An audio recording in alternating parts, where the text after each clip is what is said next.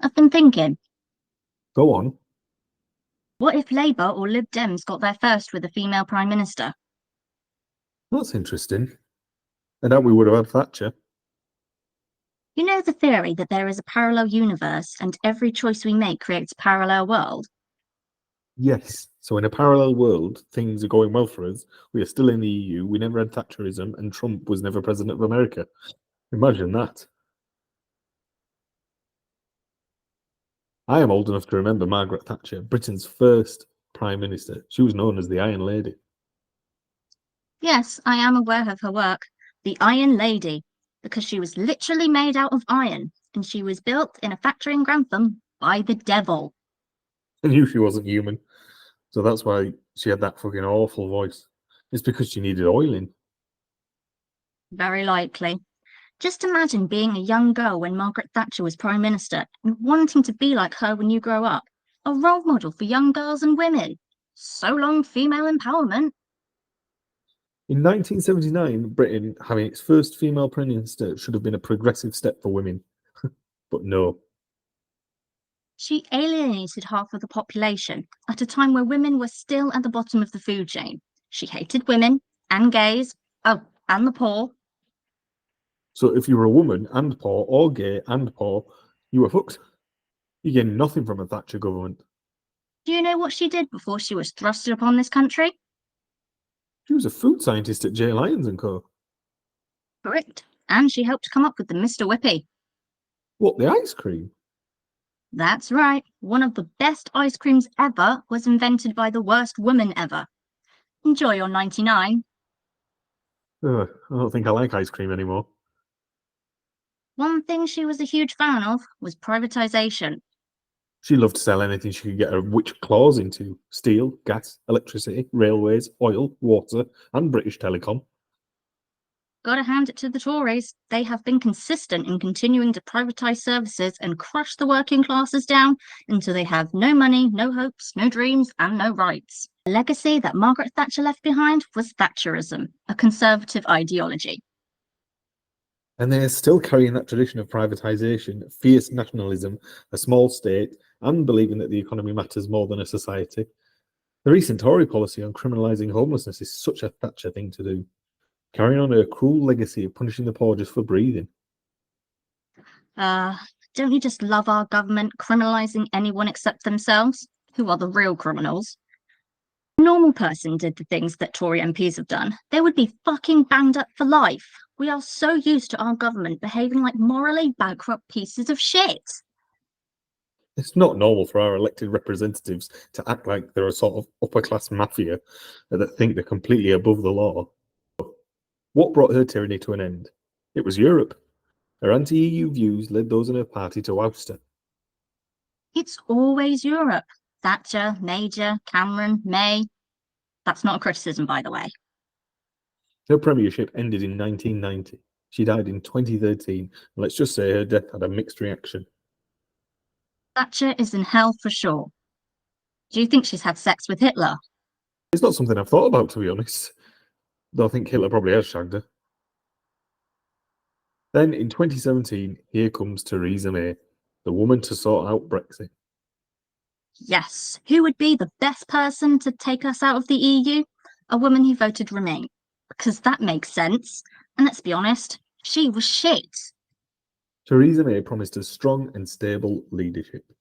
She was about as strong and stable as a limp dick. She called a snap election, which proved very little, apart from she's more suited to running church coffee mornings than an entire country. She certainly imitated Margaret Thatcher's moves. Thatcher took away milk from the kids. May took food away from the kids. She froze benefits, voted on the Iraq War. She supported Thatcher's Section 28 and kept the wide gap between the rich and the poor. It's as though Thatcher was still with us, haunting us with her disdain for the working classes and policies that only benefit those at the top. The end for Theresa May came in early 2019 when her Brexit deal kept being voted down by Parliament, which then led to her resignation. 2020 would have been a general election year. The Tories called one in late 2019, before the pandemic. And it hurts me to say this, but it was quite a smart idea. Otherwise, it would have been difficult to campaign and vote with the COVID restrictions in place. The words Tories and smart do not belong in the same sentence together. Stated she won't not run for MP in the next general election. That's a damn shame. Anyway, at one time, women ruled. The Queen, Theresa May as Prime Minister, Nicola Sturgeon as leader of Scotland, and Angela Merkel heading the EU. And America almost had a female president too, Hillary Clinton. That would have been a stain in American history. And on the Resolute desk, and on the carpet, and a bit on the curtain. Bill Clinton's reference. Hillary Clinton. Was that the best that the Democrats could do? I know. Us lefties and the media expected Hillary to win. Being a woman is not enough of an argument to be president. I'm sorry, but it's just not. To lose to Donald Trump, who is not a politician, is fucking embarrassing. Talent and charm seems to work, I've heard. Margaret Thatcher Mark III manifested in the form of Liz Truss. Liz Truss, the shortest serving Prime Minister in history. She lasted 49 days. The Queen died on Liz's first day. Not a great fucking start, is it? What a way to start your premiership. Kill the Queen. 70 years on the throne, and I guess as soon as she saw Liz Truss, she didn't want to stick around and see how this one played out. Again, she wasn't Prime Minister material, more like a manager of Poundland. And the crazy bitch wanted us out of the ECHR, European Court of Human Rights. It's like fucking Groundhog Day. She was all about growth, growth, growth. Make the pound grow, did she? She cost us £30 billion. Just like that. Where is she now? Liz Truss remains a backbencher. She's written a book called 10 Years to Save the West. Oh, God. Liz Truss has nothing of worth to say or to contribute to the world. Killing the Queen and crashing the economy shows the utter incompetence of this woman and how the Tories will put the worst person in number 10 and then get rid once they've realised how shit they are. The Tories have boasted to have produced Britain's only female prime ministers. Yeah, but does it really count? It's not progressive to have a woman prime minister if they tear apart the welfare state and... Margaret Thatcher was an evil robot, Theresa May was a bag of sand, and Liz Truss was a lettuce.